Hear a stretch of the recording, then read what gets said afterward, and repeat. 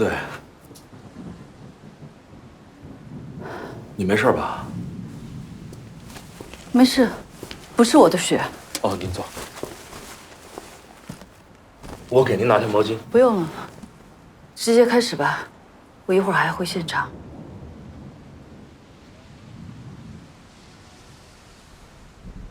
子豪，你不认识你妈了吗？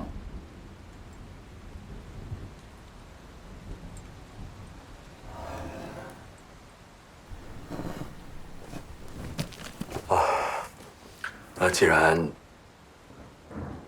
那我们开始。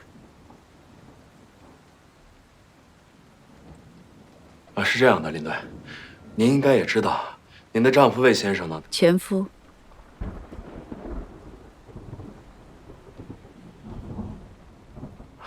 是的，魏先生在上海那边的房子呢，已经装修的差不多了，很多前面的工作都已经沟通好了。现在主要是想赶孩子开学的时间，所以说今天请您过来，主要是想让您看一下这份新的协议。这一份协议呢，根据上一份的已经做了一些修改，相信您应该会满意的。那么如果您看了之后感觉没有什么问题的话，魏先生的意思是希望今天就可以把这件事情定下来。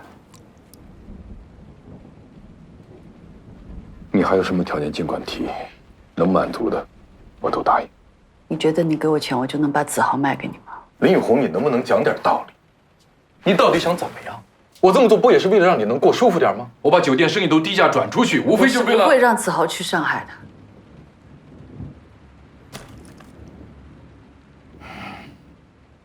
林队，您作为一个母亲的心情我很理解，但是孩子他耽误不起啊。你应该很清楚，上海那边的教育环境要比我们这边高出太多了。现在所有人都在想尽办法的往外面走，您就当是为了子豪的未来打算。上海是他目前最好的选择。你在上海读书？没有啊。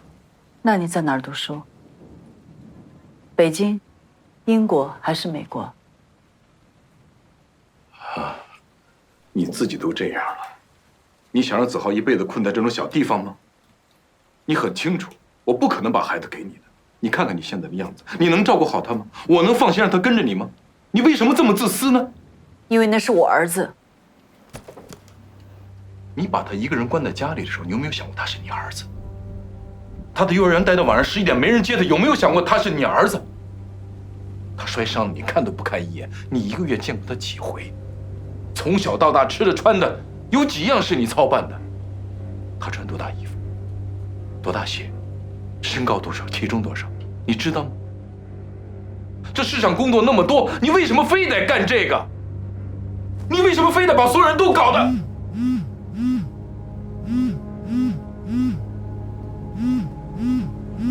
你的县长又来找你了。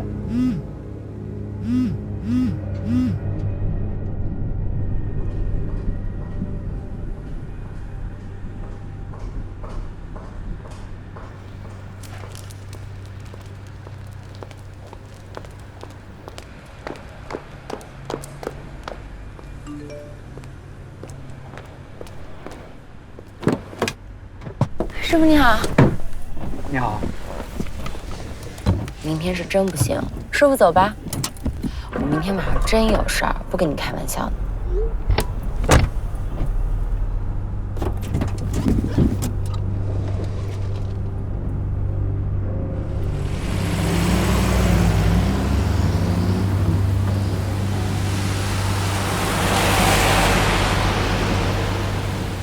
我跟你说啊，你们每次就知道欺负我，我才不去呢。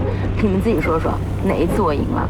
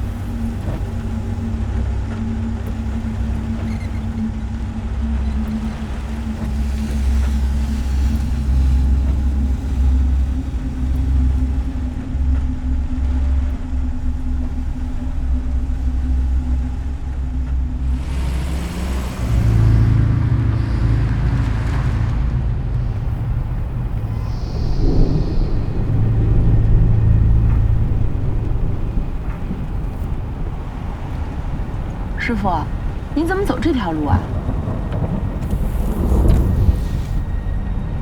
师傅，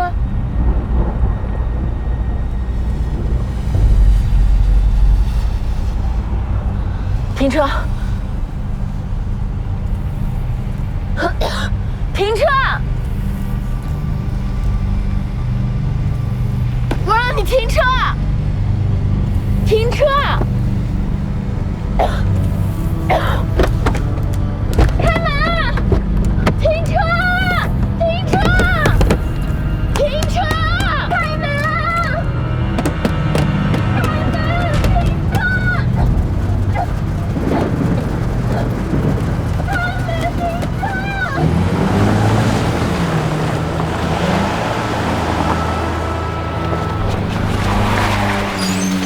林队，人到了吗？里面保安车那边呢？还在沟通，那边有点复杂。你是李佳佳的朋友？是。收到求救短信之后，你直接打过去的吗？对，我打过去，他马上就挂了，然后我再打的时候，他就关机了。再打一次。好。小马，资料给我一份。流程，但是现在是紧急情况。你好，我是刑警队林雨红。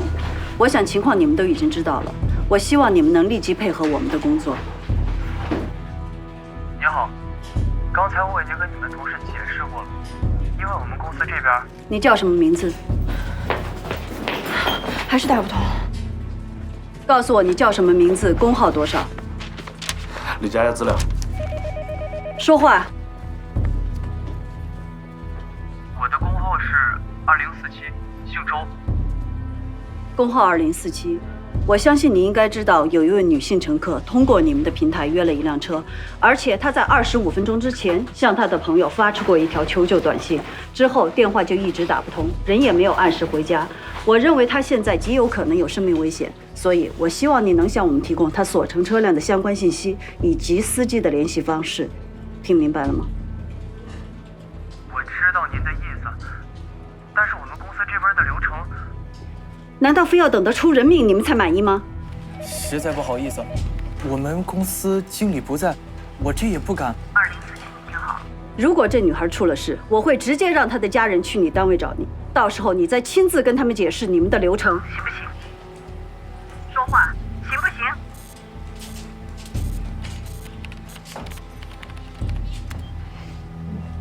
你等我一下。麻烦你再说一下乘车人的信息。李佳佳，19032651233。他乘坐的是一辆黑色本田雅阁，车牌号是会议21125。会议21125。车主叫什么名字？赵长松。电话号码1670316。 16703161966。你现在能看到他车辆所在位置吗？他已经关闭了我们的软件，这边看不到。家庭住址呢？临川县福宁镇3河口长松小区4号楼203。好，谢谢你的配合。如果有需要，我们会再联系你。家庭地址离这很近，我们可以去一趟。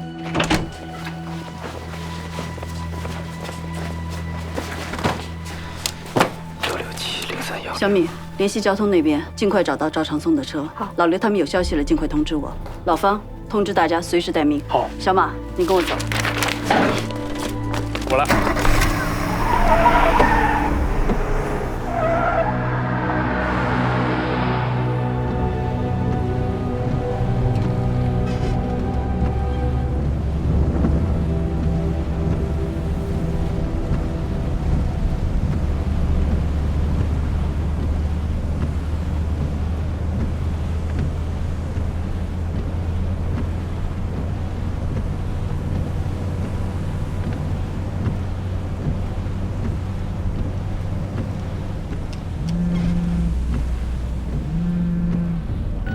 喂，老刘。林队，赵长松的车现在就停在出城往市区方向15公里左右的位置，应该是在国道上。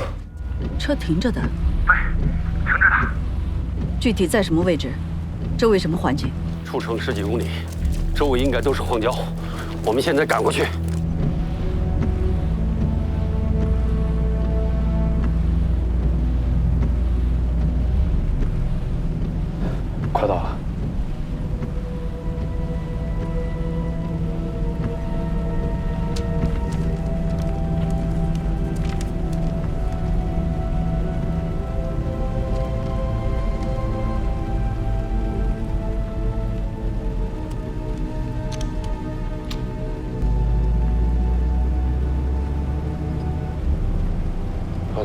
个想好了啊？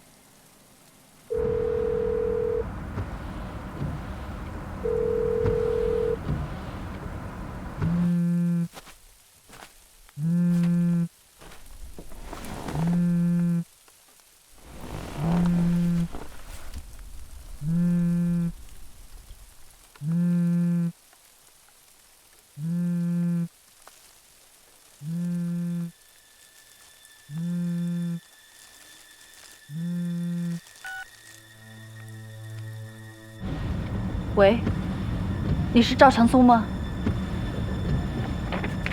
你是会议21125的车主赵长松吗？对。我是刑警队林雨红，我在你家里，你家里出了点事儿，你能回来一趟吗？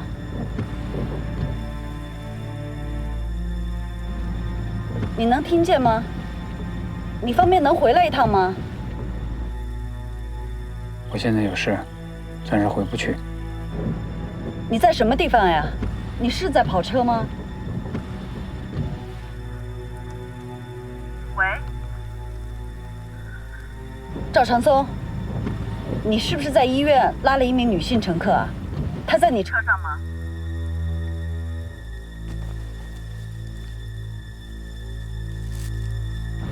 能让她接电话吗？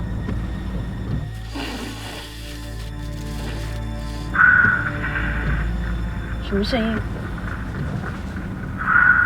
喂，赵长松，你在干什么？这什么声音？你听得见我说话吗？赵长松，你听得见吗？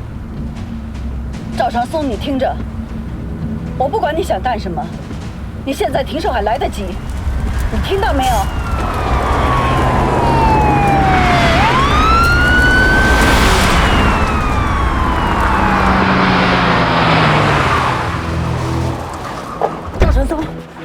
听吗？你家人想跟你说话，你要不要跟他们说话？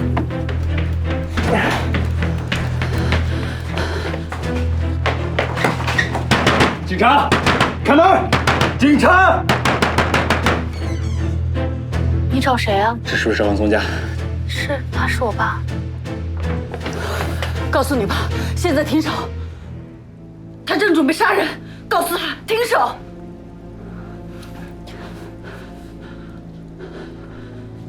喂，爸，你出什么事儿了？怎么了？喂，爸。你到底在干什么呀？你出什么事儿了，爸？爸。你爸咋了？他挂了。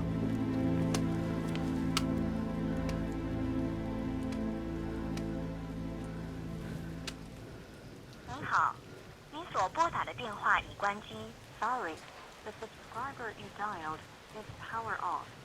您好。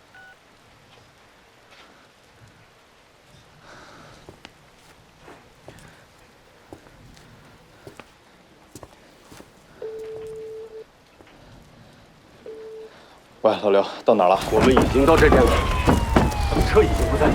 再找，再找，上车，继续找，快！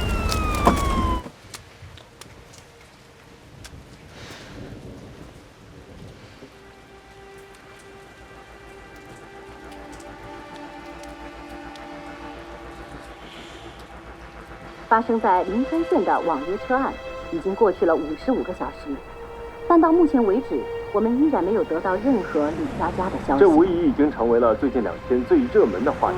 昨天晚上，嫌犯赵某一家的众多隐私被网友发出曝光在网上，其中包括其家人的生活、工作和学习等多方面的资料。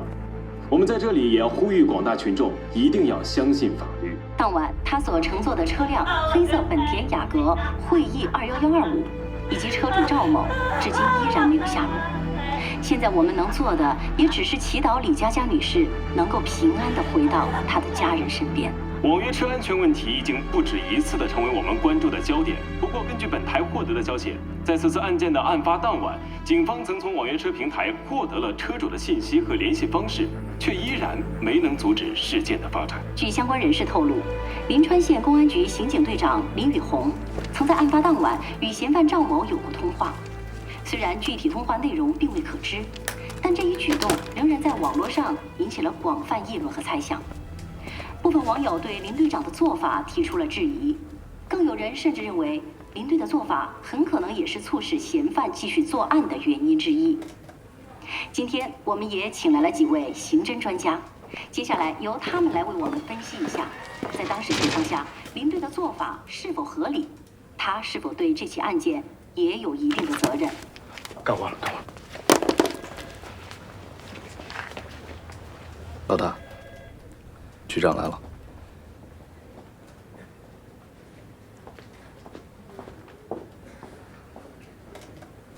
赵长松的女儿赵文杰今天早上在学校被人用石头打了脑袋，现在人已经去医院了。这才2天多一点的时间，感觉全社会的眼睛都在盯着我们。现在唯一的办法就是要抓到赵长松。我还想问你，你打电话的时候怎么就能确定他的车一定是停在那儿的呢？老刘他们是通过定位确定的，当时他的车正好停在一片荒郊。新闻看了吧？网约车公司已经把那天晚上的所有的事情都兜出去了，还指名道姓的点了你的名字。上面现在担心社会舆论会抓住你打电话的这个事情不放。李佳佳有可能还活着，只要我们抓着赵长松。如果你没打那通电话，说不定人还真的已经抓住了。可当时那个情况下，我能怎么办呢？我已经调了沿路的监控，可以肯定的是，赵长松当晚根本就没有去市区，而是开车绕回了老城。我已经安排人。上面来了电话，他们希望你最好能够暂时回避一下这个案子。什么意思？我明白你的想法，也和他们做了非常充分的解释，但现在我也有担心啊。假如说这个舆论继续这么发酵下去，说不定将来有一天真的需要有个人站出来为这件事情负责任的。他们是要挺我的职。目前倒也没这么严重。局长，这已经不是第一次网约车出事了，而且每次受害的都是女孩。你自己也有女儿，你应该知道这意味着什么。现在李佳佳一点消息都没有，我们不是应该把时间花在想办法救人上吗？为什么还要来搞这些乱七八糟的？是我一直在想办法抓凶手，想办法救人，难道非得让我跟他们一样，天天处在办公室里等着收尸吗？说什么呢？你知不知道自己现在在说什么呀？去年7月份那个案子，要不是我当时太犹豫，我们是有机会救回那女孩的。每个案子是有所不同的。我曾经反复强调过，现在什么年代了？信息时代，整个办案环境全变了。你作为一个警察，正常的办案程序你不了解吗？你当时给他拨通电话那一瞬间，所有的后果都应该想到了，对不对？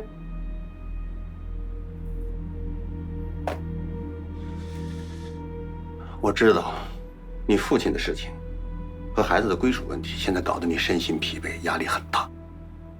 但咱们是警察，我们如果连这点调节的能力都没有，怎么工作呢？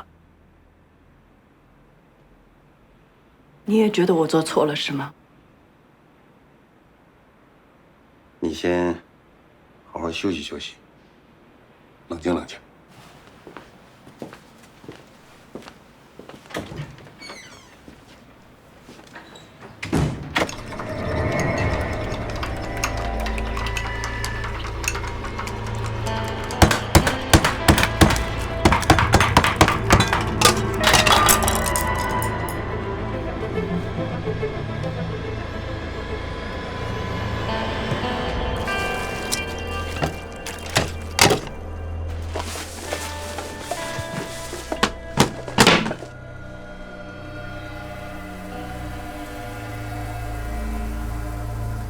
你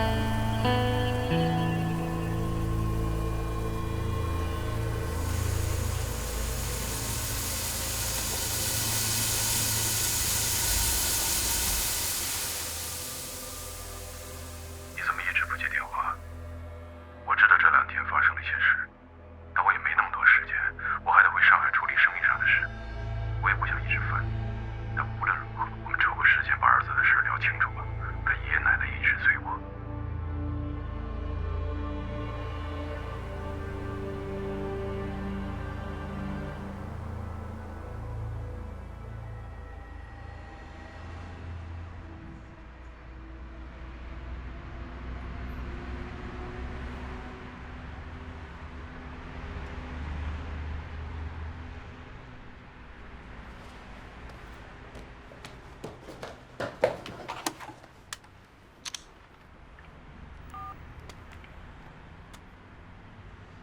老刘，老城区那边情况怎么样？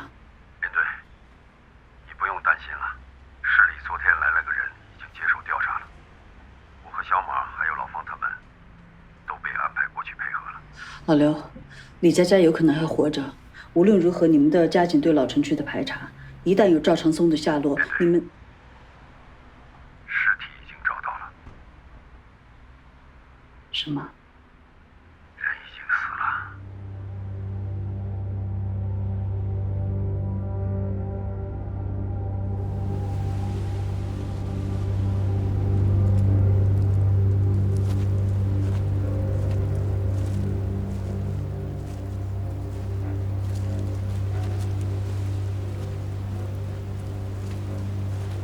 老大，你怎么来了？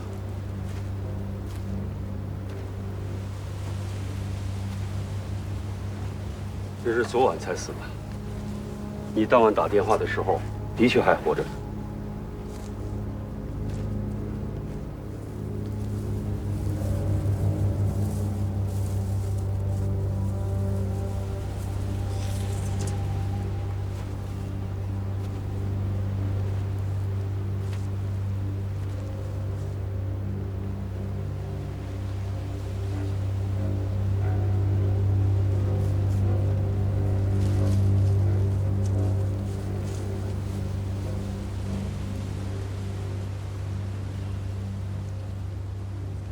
手脚上有勒痕，被杀的时候是被绑着的，完全没有反抗能力。这畜生应该是用棍子之类的东西，在他的头上至少打有几10下，脑袋都打烂了，眼珠子都打掉出来了，一直把他的血流干，才死去的。这家伙根本就没把他当人。这已经不是简单的杀人了。这简直就是他妈的畜生！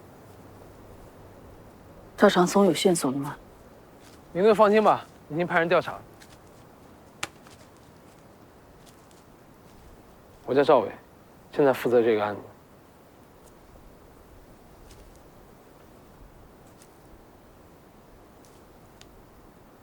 现在微博上很红啊，到处都是你的新闻。王局已经把你情况跟我说了，有事情我会跟你联系的。没事的话，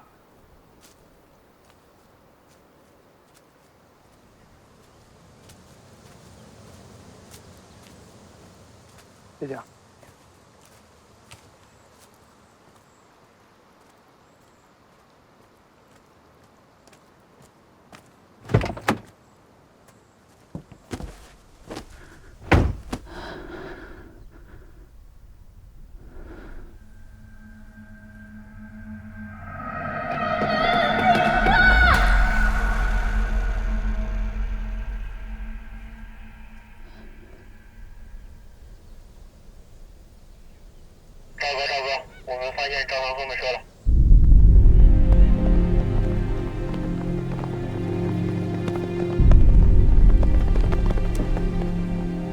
他的车在哪儿？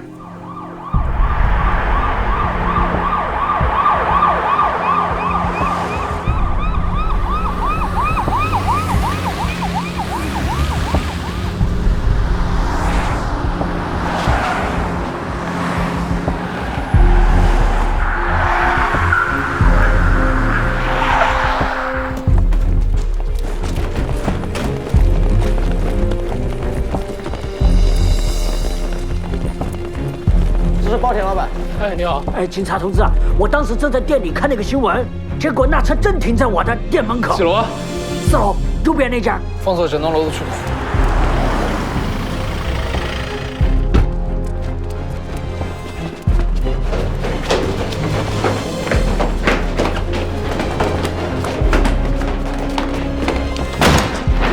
警察！警察！警察！站好！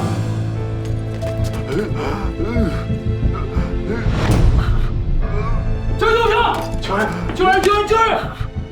让人没死，叫救护车！叫救护车！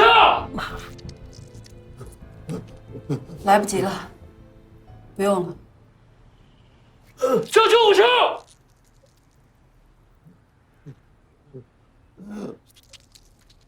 叫救护车！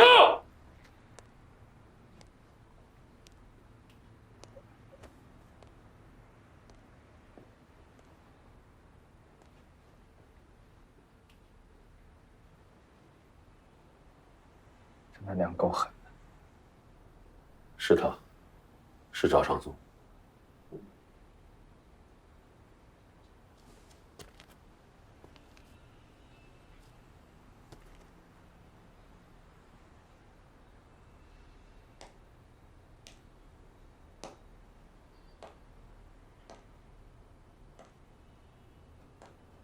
他车呢？哦，后面楼下呢。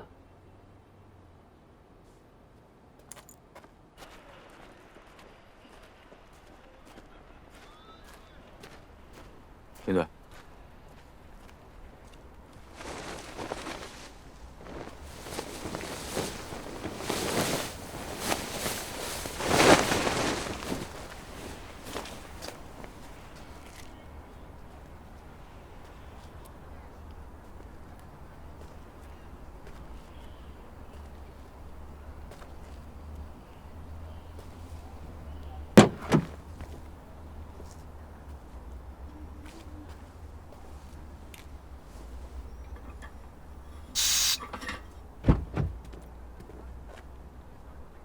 你干嘛？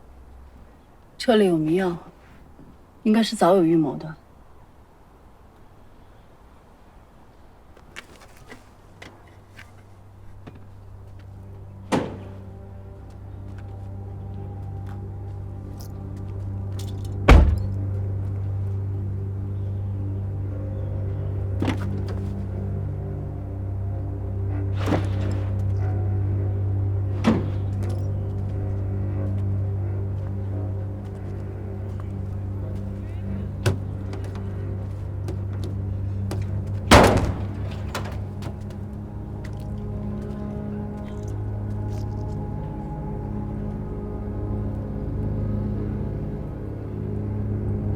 人之前应该被关在这儿。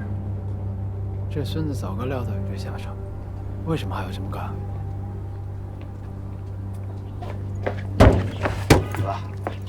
老亚他们要到了，要不要通知赵长松家属？不着急，先留几个人在现场看着，其他人先吃饭。林队要洗吗？走吧。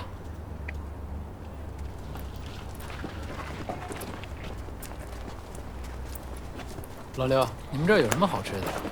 那就多了，别的不说，吃的肯定满足你。有没有人动过这辆车？怎么了？之前有没有人动过这辆车？没有啊。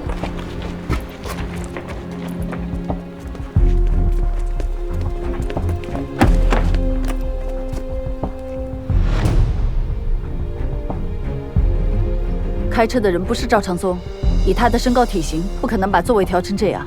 封锁整个现场，凶手应该还在附近。凶手身高应该在1.7米到1.75米之间，体型偏瘦。赵长松应该也是被他杀的，而且就在刚刚，所以他很可能还在附近。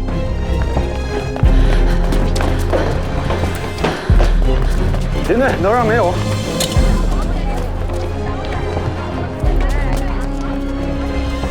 我去那边。我们就先确认小区有没有监控，看看有没有可疑的人离开这栋楼。我已经到3楼了，这边人太多了。怎么样？李站长，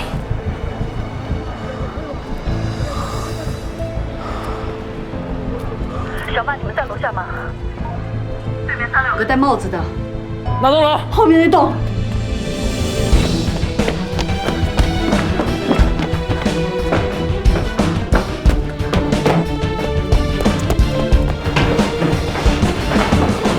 上面，对，后面。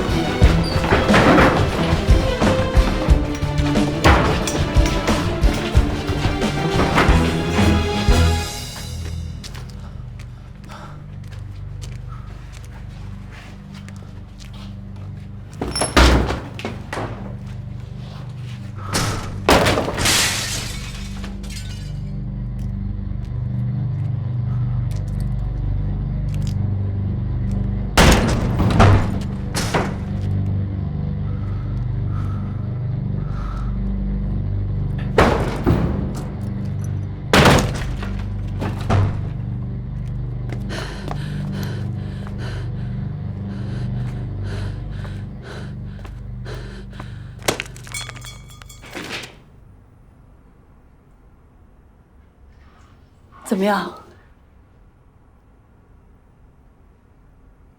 跑了。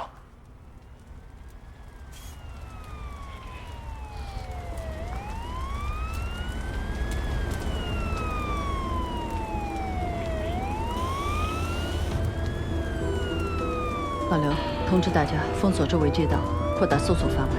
无论如何，一定要找到他。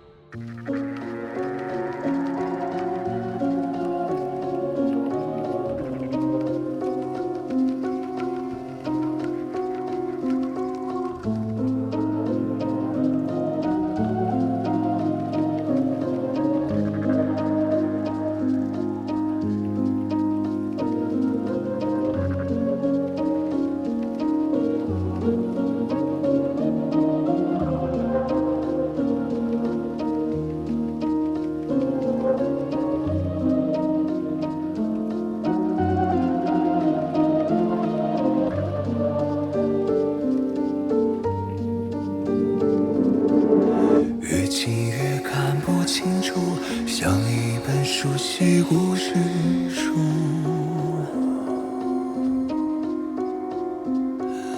真相在渐渐模糊，像冬天轻片起了雾，想挣脱束缚，又陷入逃不开的桎梏。是人都有错误，却不是都渴望宽恕。每个人寻觅的幸福，藏匿在灯火阑珊处，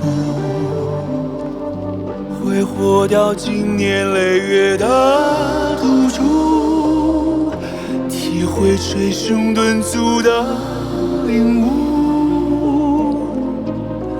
等到惩罚被解除，才知生命本痛苦。